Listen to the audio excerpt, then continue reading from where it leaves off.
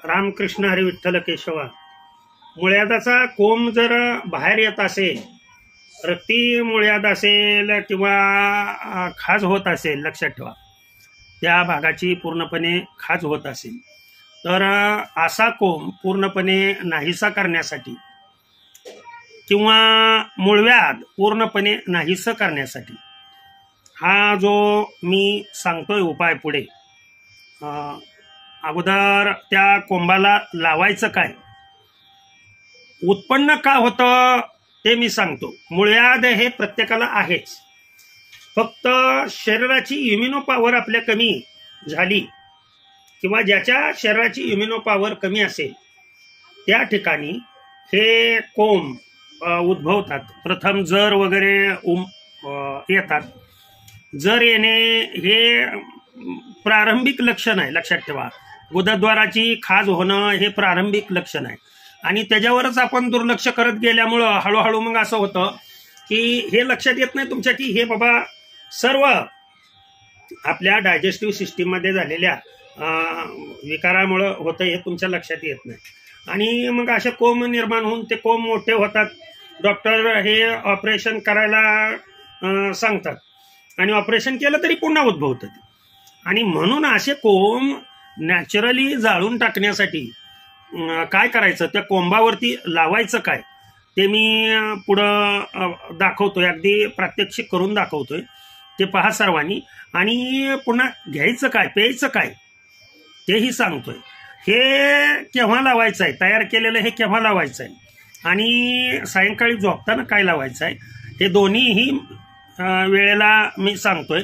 आणि तोंडाने आपण प्राशन काय करायचं आहे की जेणेकरून हा मुळव्याधाचा त्रास कायमस्वरूपी आपल्याला घरच्या घरी नाहीसा करता येईल. मुळव्याधाचा कोंब जो आहे किंवा मुळव्याधाचा कोंब जर बाहेर आलेला असेल, आकृतीत दाखवल्याप्रमाणे तो इनलार्जड करून मी दाखवलेला आहे, परंतु हे कोंब लक्षात ठेवा झोपू देत नाहीत आपणास. मग या कोंबाला औषध काय लावायचं ते मी दाखवतो इथं. हे आहे एरंडेल तेल.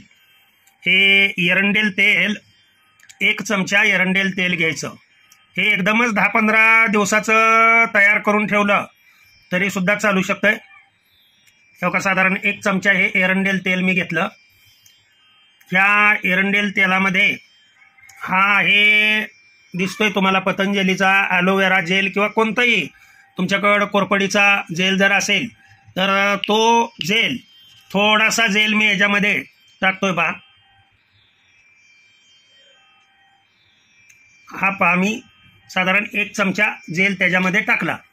आता हे मिश्रण असं आहे, हे एकत्रित बोटाने खलून घ्या. तुम्हाला हे पूर्णपणे पांढरं झालेलं दिसेल. हे बऱ्याच जणांना प्रयोग करता येत नाहीत म्हणून मी करून दाखवतोय पूर्णपणे. झालं का बघा, हे पांढऱ्या रंगाचं बनलं का, हे मिश्रण पूर्णपणे पांढऱ्या रंगाचं बनलेलं असेल. आता याच्यामध्ये फक्त चिमूटभर ही हळद, आपण कुटून ठेवलेली ही हळद आहे.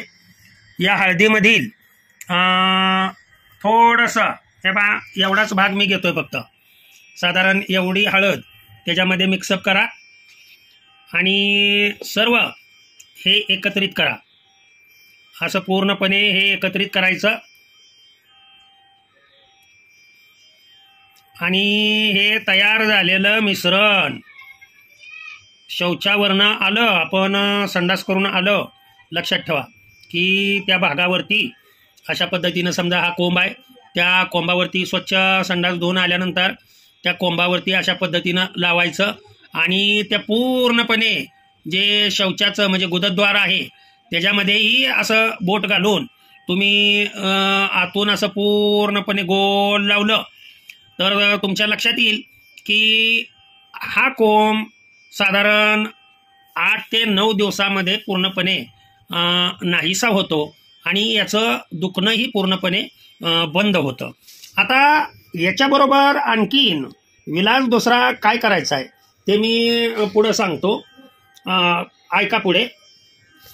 आता जर खाज येत असेल, मोडाला जर खाज येत असेल किंवा गुदद्वाराची जर खाज होत असेल, लक्षात ठेवा, तर पहिलं काम प्रत्येकाने करणं आवश्यक आहे. दररोज सायंकाळी झोपताना अर्धा चमचा बडीशेप, ज्याला आपण सोप म्हणतो, ती चावून खावावी आणि त्यावरती पाणी पिऊन झोपायचं. आता त्या कोंबाला जर आग त्या कोंबाची होत असेल तर शौचावरनं आल्यानंतर हे लावायचं आत बोट फिरवून, आणि तो आलेला कोंबाचा फार बाहेर आलेला असेल तर तो आत ढकलून लावायचा. कधी कधी काय होतं, गुदद्वाराचे स्नायू हे अतिशय सैल झाल्यामुळं अशा पद्धतीनं आतला बाहेर भाग पडतो, गुदद्वार पूर्ण बाहेर आल्यासारखं वाटतं, म्हणजे आकृतीत दाखवल्याप्रमाणे होतं. तर अशी स्थिती जर झाली तर त्याला हे अगोदर सांगितलेलं मिश्रण लावून आत ढकलावं.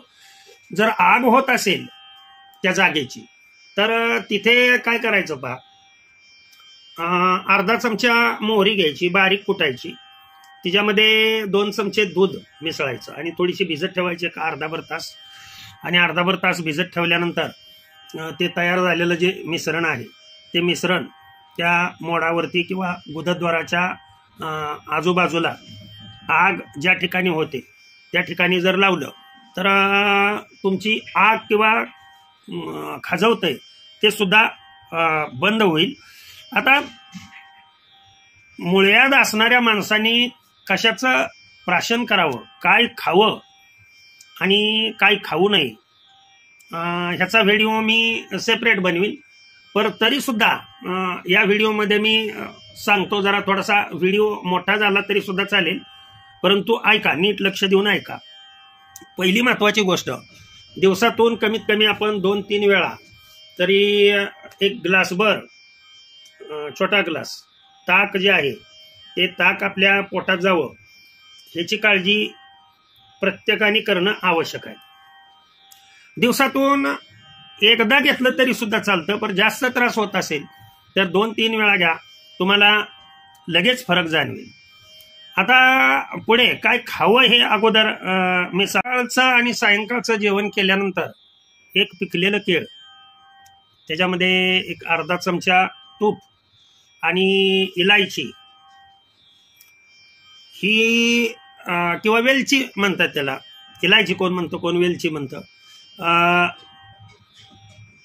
ही वेलची त्यामध्ये बारीक करून किंवा केळ खाताना ते तुपामध्ये बुडवून केळ खाता खाता इलायची आपल्या तोंडामध्ये चघळून जेवल्यानंतर बरं का, सकाळच्या जेवणानंतर आणि सायंकाळच्या जेवणानंतर दोन्ही वेळेलाही हा उपाय जर तुम्ही केला तर तुमचं मुळ्याद पूर्णपणे दूर होईल. आता मुळ्यादाला पथ्य काय आहेत, कोणते पदार्थ आपण खाण्यामध्ये वापरू नये आणि कोणते पदार्थ खावेत याचा वेगळा व्हिडिओ तयार करतो. हा व्हिडिओ फार मोठा नाही किंवा छोटाही नाही, अगदी थोड्या वेळामध्ये माहिती मी सांगितली. भगवंतानी दिलेलं ज्ञान तुमच्यापर्यंत सांगण्याचा मी प्रयत्न केला. तर हा उपाय केला तर माझ्या मते ऑपरेशन तुमचं टाळलं जाईल. मुळ्यादावरती मी जवळजवळ 7-8 व्हिडिओ अपलोड केले, त्यापैकी तुम्हाला कुठल्याही व्हिडिओमधला उपचार करा. भगेंद्र आहे, मुळ्याद आहे, याच्यावरतीच म्हणजे गुदद्वाराचे सगळे आजार, मग ते गुदयोनी बाहेर येत असेल त्याच्यासाठी जरी हा विलाज केला तरी सुद्धा चालू शकतं. झालेली सेवा भगवंताच्या चरणी अर्पण करतो आणि सेवेला पूर्णविराम देतो. पुंडलिक वरदार विठ्ठल श्री ज्ञानदेव तुकाराम. पंढरीनाथ भगवान की जय. अवधूत चिंतन श्री गुरुदेव दत्त. विठ्ठला विठ्ठला विठ्ठला विठ्ठला विठ्ठला.